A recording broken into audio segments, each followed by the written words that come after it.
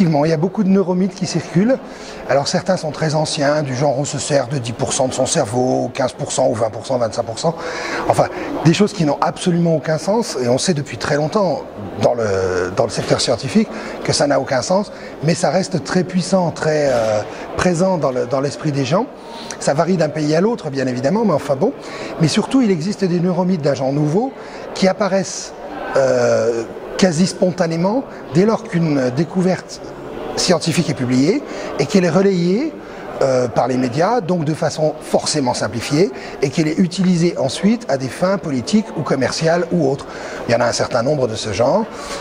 Récemment, on a vu se développer tout un tas de neuromythes autour des périodes d'apprentissage dites critiques, alors qu'il n'y a pas de période critique d'apprentissage. Il y a des périodes optimales, il y a des périodes sensibles, des périodes auxquelles il est préférable d'apprendre certaines choses plutôt qu'à d'autres, mais le cerveau peut apprendre à n'importe quel moment.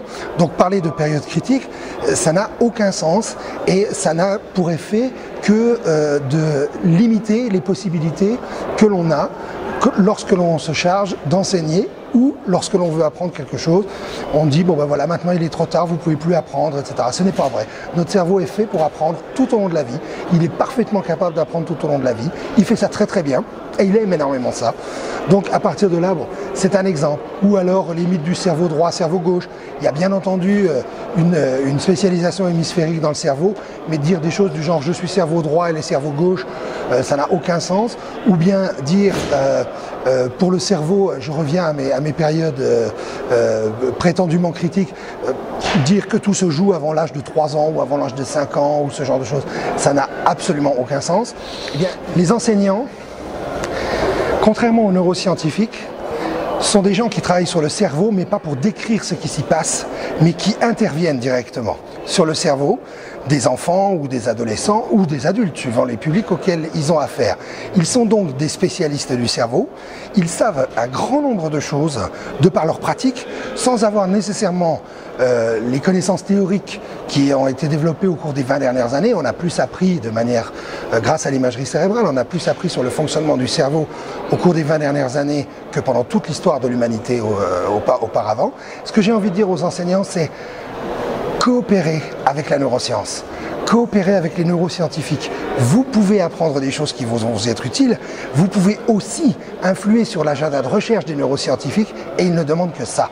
S'il y a une chose qui est absolument certaine et qu'on connaît très bien maintenant, c'est que les émotions jouent un rôle absolument crucial dans les processus d'apprentissage. Bien entendu, tous les bons enseignants le savent, et depuis très longtemps.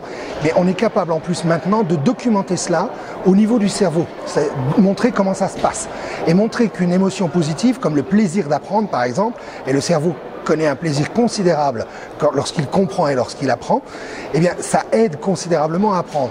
D'un autre côté, on peut également montrer que des émotions négatives, en particulier la peur, sont extrêmement néfastes en termes d'apprentissage.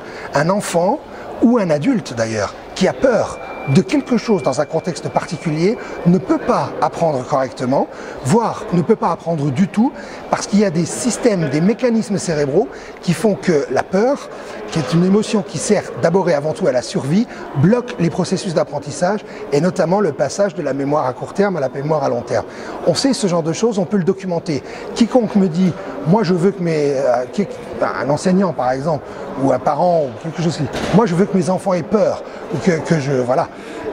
C'est une catastrophe ça. Qu'on inspire le respect en tant qu'enseignant ou en tant qu'adulte, en tant qu'éducateur, c'est très bien. Mais si le respect doit passer par la peur, alors c'est une catastrophe absolue.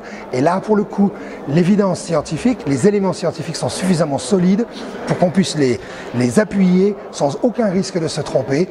Et on va taper dans un débat qui est d'une certaine manière encore aujourd'hui idéologique, mais qui n'a pas plus lieu d'être que le débat pour savoir si la Terre est plate ou si la Terre est ronde. Aujourd'hui, on ne débat plus pour savoir si la Terre est plate ou ronde.